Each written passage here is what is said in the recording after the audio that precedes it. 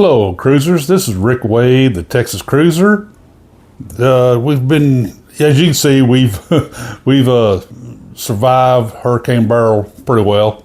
We have a few little exterior damages that we have to deal with, blown fences and stuff, but none of our trees wasn't down or any problem with the house. We did go without electricity for 36 hours. I say that with the caveat that we did have a generator. It ran for about 3 or 4 hours, then it crapped out. The carburetor shot on it. Luckily, a neighbor had a big enough generator. He let us slave off of it and at least run our refrigerator, the freezer, fans, and so forth. Was not able to run the AC or anything along that line, but we were able to survive. We did hook up our TVs and the internet so we could have access to the outside world and see what's going on. We were out for 36 hours, and it was a magical moment when the lights came on. As anybody who's been through that down here before.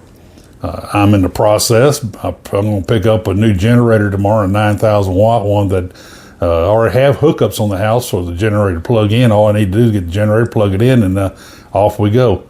And it will run the whole house and the AC. And I'm excited about getting that thing. Found a good one at a local business, and I'm going to run by there and pick it up tomorrow. But anyway, some news that transpired since then. Oh, by the way, at the end of the video, I'm going to include a short, some of you probably seen my short video online from the hurricane. At the end of the video, I'm going to run it and just let it run, and that'll be the end of the video for you to see.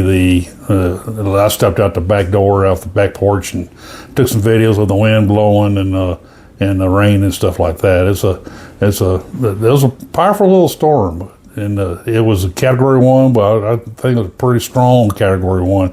And, of course, we were on the wrong side for a hurricane. We were on the east side of it and fairly close to the eye. I came by fairly close. I know Miss Favor, the Life of Favor, with Favor up there. You know her on YouTube. The eye came over her house, but they survived well up there. They lost some power for a little while, but they've got it back fairly quick. And I talked to her, and she said that they didn't get much damage up there. Luckily, they did have the eye come over. Right up front, I'd like to thank Chris over there at High Seas Cruising, my good friend over there.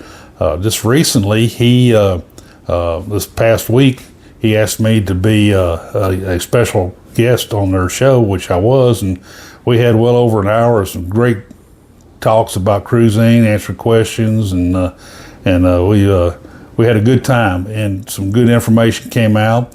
If you get a chance, go over to High Seas Cruising, and be sure to hit like and subscribe to his channel. He does a great channel, and you've heard me talk about him before. He's a great podcaster. So get a chance, go over that channel and see that video that we did together last week, and I think you'll have a good time with it like I did.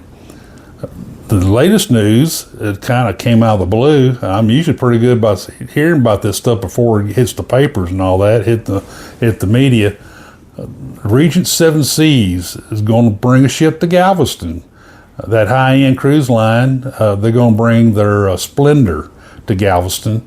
The Seven Seas Splendor is, everybody knows that Regent Seven Seas is the upper line for Norwegian Cruise Line Corporation. And they're very, very good, very classy cruise line. I'm real excited about them coming. I don't know if I'll get a chance to sell them. I'm still trying to get caught up on some of the other ships coming in. Jules coming in, I think around November-ish this year. She should be here in Galveston doing her alternative itineraries. I know there's a couple that I really like to take a look at. Jules is a smaller ship, I know, but she's between the Enchantment of the Seas class of ships and the Voyager class. She's kind of in between that category, and I still like to go because she has some itineraries to go Cayman and Jamaica some. She will have a trip to Curacao, and Aruba. I've been to Curacao before. Love to go back again. Never been to Aruba. I want to go to Aruba really, really bad. And so to have a ship to come out of Galveston and make that route is really phenomenal. We do have that Harmony coming up 69 days from today that we're going to be sailing on. I'm really looking forward to getting on her and have a good time with her. That's going to be my wife Donna's birthday cruise. And my birthday cruise is going to be next April. We're going to be going out on Mariner of the Seas. Hopefully I'd like to get in between those two sailings, a trip out on Jubilee. That'd be nice. I have some great reports of Jubilee, her way she's laid out, and the food is pretty good, and the entertainment is exceptional. So I like to check that ship out. And I did hear some critiques on it that the cabins were a little narrower on that ship, but with just my wife and I think we can handle that okay. As long as we have a balcony, we'll be fine. And the Royal Caribbean has announced that their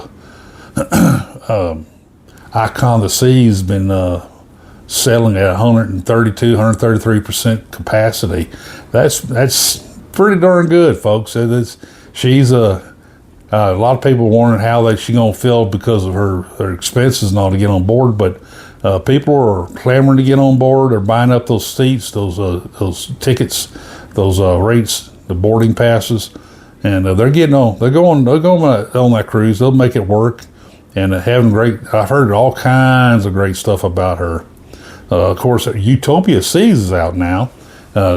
She's one of the latest, greatest of the Oasis class. I have seen a video that Tony over at La Lita Loca did. I see quite a few other bloggers lately come out videos of it, but Tony's pretty good how he presents something, and this is pretty neat. What I'm talking about, of course, is the Utopia Station, the Royal Caribbean Railroad, and that's that old train car looking thing, a diner that's on board the ship, and you get in there, it holds like 48 people max. And it's a show thing, if you've ever done the Harry Potter ride, train ride in Universal Studios, it's similar to that. And people get in there to sit down, and the menu is kind of condensed, but it's very exceptional. I hadn't seen anybody say anything bad about the food on it. They're just phenomenal. But when they get started, it feels like the train, you get a little rocking motion, you have vibrations and stuff. People come through there in period pieces, and they get into the character of the time. This is the Wild West ride, they call it. And the scenes go by. They open the windows up, and you can see the scenes outside. It looks really realistic and phenomenal. It's a fun experience and something you got to experience. And I guess people come on there act like they're train robbers, and all kinds of stuff. But that's something that I hope to see that they present on some of the other cruise ships. I know Allure's going in to be amped here next year. And when she gets through that, she'll be coming back to Galveston to replace Harmony. Harmony heads to Europe. And I sure will be, I keep digging around. I haven't found it yet. I sure hope to see Allure get that feature on their ship while they go in to get get that amped, get refurbished. And that'd be fun if we get that on Allure come to Galveston. But that's something everybody's saying. They highly recommend it. It's about like $75 a person, but well worth it. The experience and the food is very good is what I've heard. So anyway, the Carnival side, they're going to come out with a new class of ships closer to the size of the Oasis class, the Royal Caribbean's Oasis class, near 230 tons, 3 of them, and they still got a couple more of their XLs coming. So they're going big too, kind of like some of the other cruise lines like Royal Caribbean and MSC. We'll see if we'll wind up with any of those in Galveston with Jubilee. Jubilee's doing very well here. She's going out full, and again, nothing but good reports of her when she comes back. So I highly recommend it, folks. You get a chance to go out in Jubilee. Anyway, I hope everybody's doing well. We'll have more news. I know more news is coming soon, and when they do, I'll get out here and broadcast it out to you. I should be going down to the Strand here pretty quick. I'm about to have a new gimbal I'm going to try out and walk the Strand. Excuse me, and show some of the places that I go to all the time, and walk through there and present them to you so you know where to go when you come into town. But anyway, everybody stay safe. Book some cruises.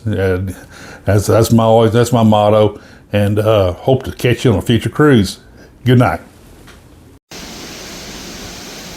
Hurricane Barrel, folks. This is the Texas cruiser, and we're hunkering down. Let's see, we lost some fencing. House still in pretty good shape. No electricity. We'll be firing up the generator shortly. It feels pretty cool, so don't need anything for air conditioning or anything. Hook up the freezer and refrigerator to it, the generator, when I get it running. No news folks said we're up to about 1.2 million people without electricity, so we'll see how quickly they get around to getting us going again. But as you can see, we're experiencing the elements. But the Texas cruiser, we're gonna be good. We're ready to get on a cruise ship out to get away from all this.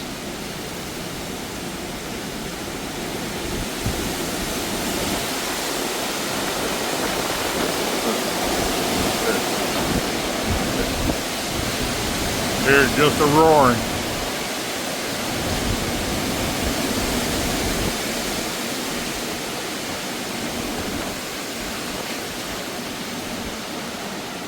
All you folks down here with me in this area, y'all stay safe. Hunker down. We'll get past it. It'll be okay.